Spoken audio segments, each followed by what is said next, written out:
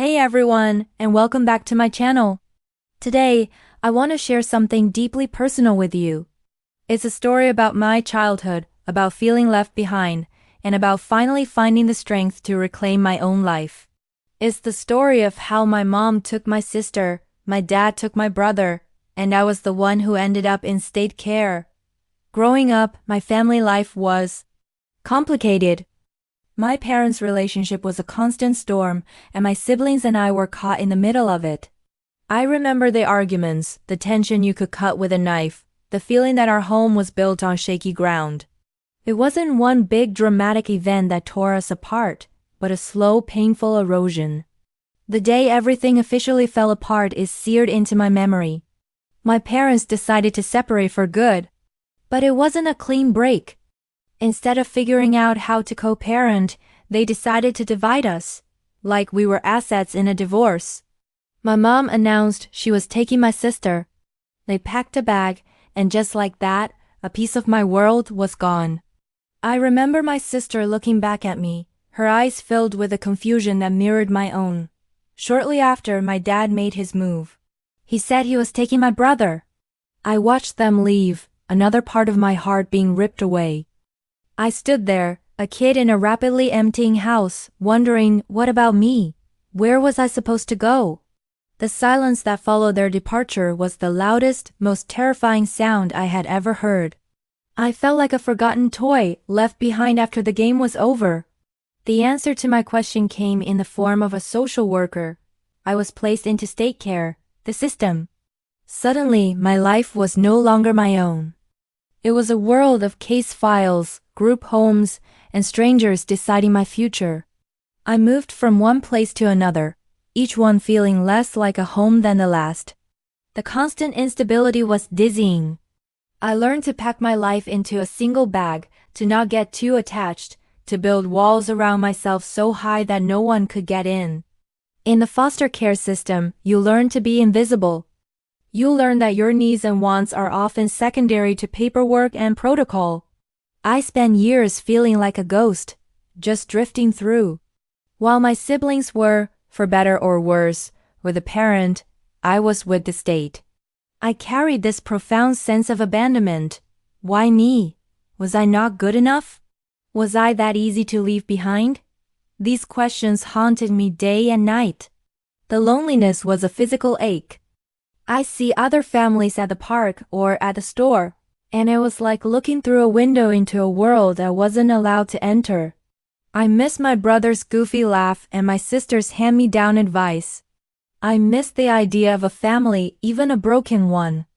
All I had were faded photographs and memories that started to feel like scenes from a movie I once watched. As I got older, I struggled. I struggled with trust, with forming relationships, with believing I was worthy of love.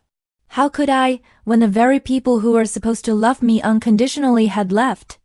I put on a brave face, became fiercely independent because I had to, but inside I was just that same scared kid standing in an empty house. But this isn't just a story about pain. It's a story about survival and finding your voice. The turning point didn't happen overnight. It was a slow, gradual process of self-discovery. It started with small acts of defiance, choosing a hobby for myself, making a friend on my own terms, realizing that I had the power to make my own choices, even if they were small. The real shift happened when I finally aged out of the system. For the first time, I was truly on my own, and it was both terrifying and liberating. I had to build a life from scratch. I worked multiple jobs, went to school, and slowly, painstakingly, started to build a foundation for myself. One that I controlled. One that nobody could take away from me. And then, something interesting happened.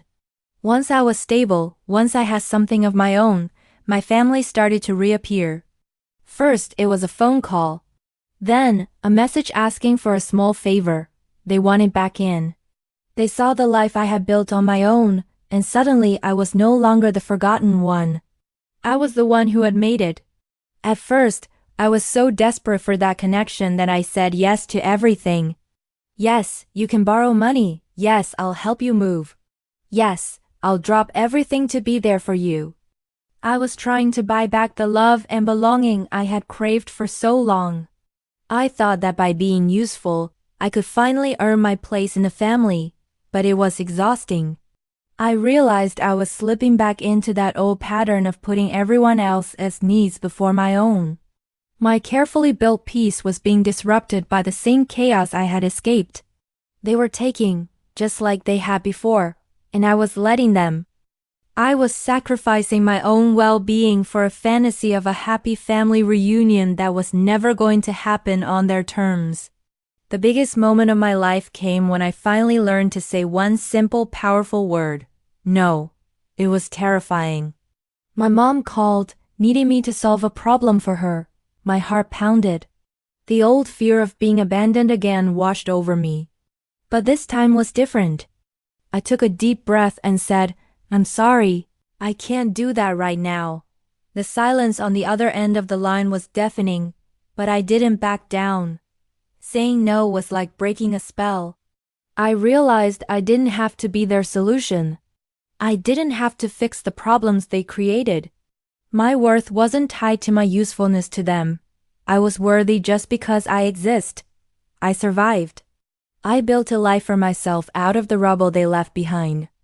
Today, my life is my own. I have boundaries. Healthy, strong, necessary boundaries. I have relationships with my family members, but they are on my terms. They are based on mutual respect, not on obligation or guilt. It's not perfect, and some days are harder than others, but it's real. I am no longer the forgotten child. I am the one who remembered myself. I am the one who decided I was worth fighting for. And now, I'm the one saying no so I can finally say yes to my own happiness, my own peace, and my own future. If you've ever felt left behind or forgotten, please know that your story isn't over. You have the power to be the hero of your own life.